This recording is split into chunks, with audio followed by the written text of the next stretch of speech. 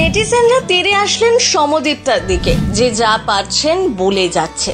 মায়ের ইচ্ছে পূরণ করতে গিয়েই এমন বিপদে পড়বেন ভাবেননি। সারেগামাপাতে অংশ নিয়েছিলেন 2020 সালে। এরপর আর তাকে পিছু ফিরে তাকাতে হয়নি। গানের জগতে বর্তমানে তিনি এখন সুপ্রতিষ্ঠিত, কিন্তু একটি পোস্ট করতেই ধেয়ে এলো চূড়ান্ত কটাক্ষ। কি হয়েছে জানেন? শুনুন তাহলে। সমদীপ্তা দিন কয়েক আগে একটি ভিডিও পোস্ট করেন, যেখানে তিনি বার্তা দেন যে তার মা নিজে হাতে রেঁধে সবাইকে কিছু খাওয়াতে চান। আসলে তিনি বোঝাতে চেয়েছিলেন তার মা নিজে রান্না করবেন বটে, তবে অর্ডার অনুযায়ী, অর্থাৎ রান্না করে বিক্রি করবেন। 13 তারিখ পর্যন্ত যতগুলো অর্ডার আসবে সেই অনুযায়ী রান্না করবেন। এই বার্তাই সোশ্যাল মিডিয়ায় সবাইকে জানাতে চান সমদীপ্তা। তবে তার এই বার্তা সঠিকভাবে পৌঁছয় না মানুষের কাছে। অনেক মানুষই ভেবে বসেন সমদীপ্তার মা বোধহয় বিনামূল্যে মানুষকে খাওয়াতে চান, আর সমদীপ্তার এই পোস্টের কমেন্ট বক্স ভরে যায় আজে বাজে মন্তব্যে। অনেকে খাওয়ার বিনিময়ে টাকা চাওয়ার নিন্দায় করেছেন, আবার অনেকে বুঝতেই পারেননি সমদীপ্তা ব্যবসায়িক স্বার্থে তার মায়ের খাবার বিক্রির ব্যাপারে কথা বলছেন। সেই কারণে অনেকেই কদর্য মন্তব্য করেছেন।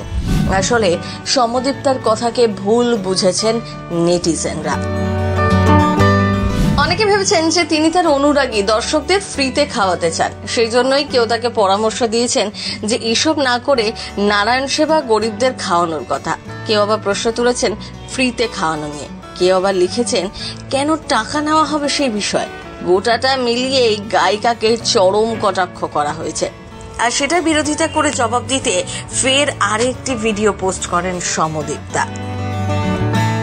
সমদীপ্তা এদিন স্পষ্ট করে দেন যে তিনি কাউকে ধরে বেঁধে বলেননি যে তার মায়ের থেকে খাবার কিনতেই হবে। তিনি এও জানান তার মা একটা ইচ্ছের কথা জানিয়েছিলেন, তিনি শুধু সেই উদ্যোগের কথা সোশ্যাল মিডিয়ায় জানিয়েছেন।